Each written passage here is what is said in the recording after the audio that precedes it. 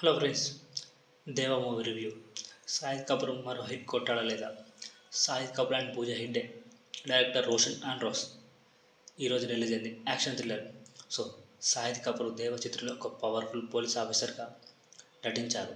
నేర ప్రపంచాన్ని ఎదుర్కొంటూ ఒక కీలక కేసును ఛేదించడానికి దేవ ఎలాంటి అడుగులు వేశాడు, ఈ మిషన్ వెనుక ఉన్న అసలు నిజమేమిటి అనేది కథ.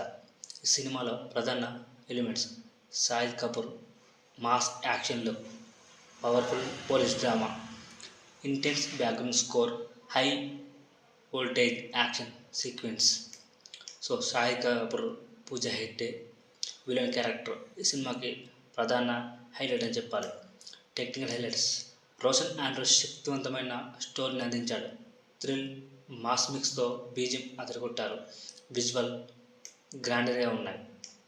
So plus point: Shahid mass look, style, intense action సీక్వెన్స్లు, రివెంజ్ థ్రిల్లర్ స్టోరీ. మైనస్ పాయింట్లు: కొన్ని సీన్లు స్లోగా అనిపించవచ్చు, స్టోరీ కొంతవరకు గెస్ చేయవచ్చు.